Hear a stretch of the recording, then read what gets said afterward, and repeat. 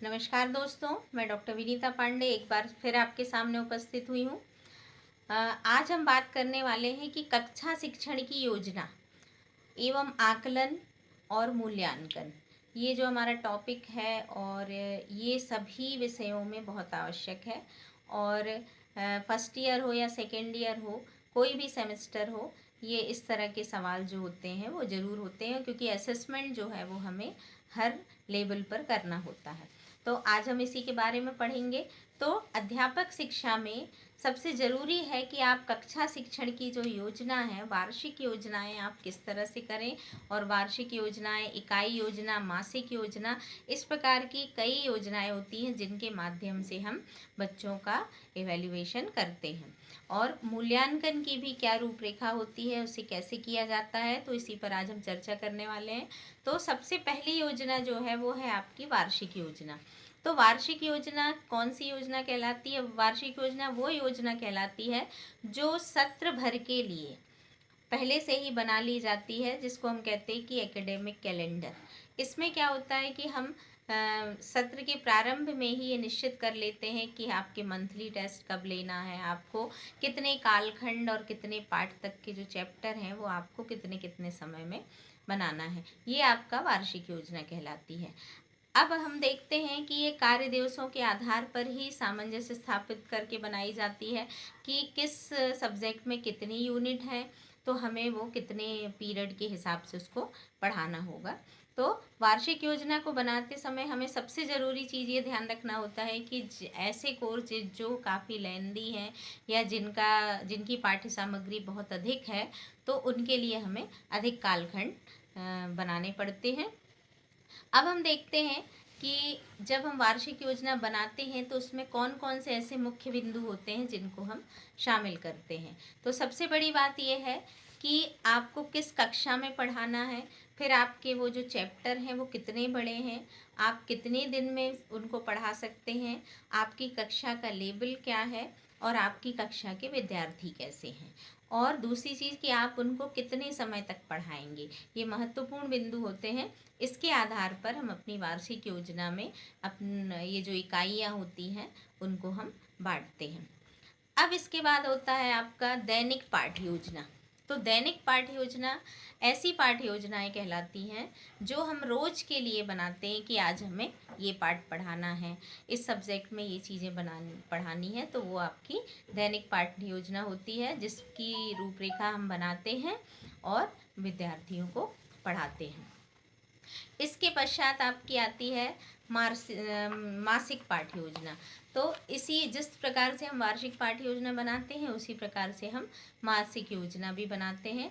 और मासिक योजना में हम ये देखते हैं कि हम पूरे महीने में कितने पाठ को कवर करेंगे, कितने पॉइंट्स लेंगे, कितने टॉपिक को हम कवर करेंगे, और हम उनका मूल्यांकन किस प्रकार से करेंगे।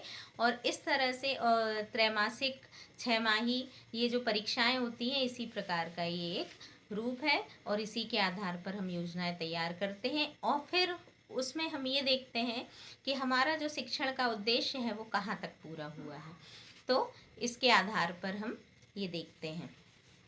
अब मूल्यांकन के लिए जब हम सोचते हैं कि हमें विद्यार्थियों का मूल्यांकन करना है तो इसके कितने तरीके होते हैं। तो प्राथमिक कक्षाओं में इसके तरीके अलग होते हैं और उच्च शिक्षाओं में इसके तरीके अलग होते हैं। प्राथमिक कक्षाओं में हम जो देखते हैं उसमें नई शिक्षण पद्धतियां हैं, और उनके हिसाब से हमें वर्ष भर बालकों को क्या सिखाना है, कितने समय सिखाना है, ये हमको निरंतर उनका अवलोकन करना पड़ता है कि कौन सा बच्चा कितने महीने में लिखना सीखता है, पढ़ना सीखता है, भाषा को सीखता है, और उनका हम आकलन करते हैं, उनका रिकॉर्ड बनाते हैं, और वर्ष में 3 या 4 बार हम उनका चाहें तो परीक्षाएं ले सकती हैं, या हम मासिक टेस्ट जो होते हैं, जो यूनिट टेस्ट लिए जाते हैं, वो भी ले सकते हैं। और विद्यार्थी ने कितना आपके कोर्स को समावेशित किया है और आत्मसात किया है, ये जानने के लिए हम उनसे परिचर्चा कर सकते हैं, प्रश्नोत्तर कर सकते हैं, अवलोकन कर सकते हैं। इस प्रकार की प्रक्रियाएं जो हैं आजकल की शिक्षा में अपनाई जा रही हैं। प्रत्येक बालक का रिकॉर्ड नोट चेक करते हैं, और उससे बातचीत के तरीके से उससे प्रश्न पूछते हैं, उससे कहानी सुनते हैं। इस तरह की चीज़ों को हम देखते हैं। और उच्च शिक्षा में हम उनको ऑब्जेक्टिव टाइप के क्वेश्चन देते हैं, टेस्ट देते हैं। परीक्षा की प्रणाली, आपकी प्रश्नोत्तर प्रणाली जिस भी प्रकार की होती है, उसके आधार पर हम आपके टेस्ट लेते हैं और समय समय पर परीक्षाएं आयोजित करते हैं। और फिर उसके आधार पर सत्रांत में मुख्य परीक्षा आयोजित होती है। उसी के आधार पर बच्चों का वार्षिक आकलन किया जाता है और उसी आकलन के आधार पर बच्चे को अगली कक्षा में प्रमोट किया जाता है।